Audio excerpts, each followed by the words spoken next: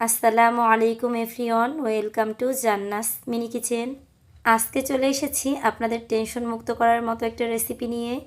অনেকের বাচ্চারাই আছে যারা কিনা হঠাৎ হঠাৎ পুডিং খাওয়ার বায়না করে থাকে, আর তাই আপনাদের জন্যই আজকে এই রেসিপিটা শেয়ার করছি।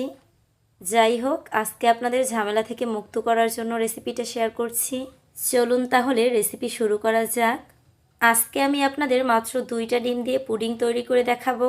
পুডিং তৈরি করার জন্য প্রথমেই আমি একটা বাটিতে 2টা ডিম ভেঙে নিয়েছি। এবার একটা কাঁটা চামচ দিয়ে ডিম 2টাকে একটু ফেটিয়ে নিচ্ছি।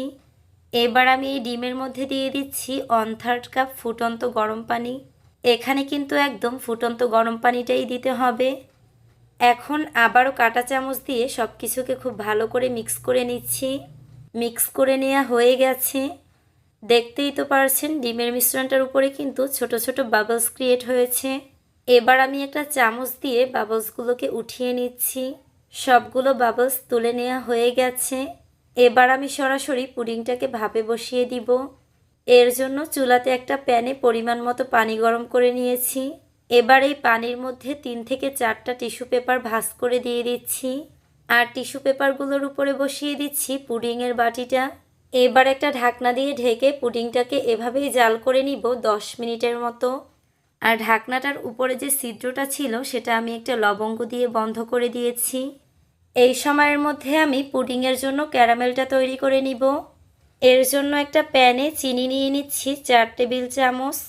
এবার এই চিনিটাকে খুব ভালো করে নেড়েচেড়ে গলিয়ে নিচ্ছি। এবার এখানে দিয়ে দিচ্ছি 1 চিমটির মতো এলাচের গুঁড়ো, আর দিয়ে দিচ্ছি 2 টেবিল চামচ বাটার। বাটারটা দেওয়ার পর সব কিছুকে একটু হালকা নেড়েচেড়ে নিচ্ছি। এবার এখানে দিয়ে দিচ্ছি 4 টেবিল চামচ পানি। এখন এই সব কিছুকে খুব ভালো করে নেড়েচেড়ে জাল করে চুলা থেকে নামিয়ে নিচ্ছি। ফিরে আসলাম 10 মিনিট পর। ঢাকনাটা তুলে আপনাদের দেখিয়ে দিচ্ছি পুডিংটা কিন্তু একদমই সেট হয়ে গেছে। এবার আমি এই পুডিংটাকে চুলা থেকে নামিয়ে নিচ্ছি। আর পুডিংয়ের উপরে কিছুটা পানি জমেছিল, সেটাকে আমি ফেলে দিয়েছি। এবার একটা ছুরি দিয়ে পুডিংটাকে আমার ইচ্ছে মতো ছোট ছোট পিস করে কেটে নিচ্ছি।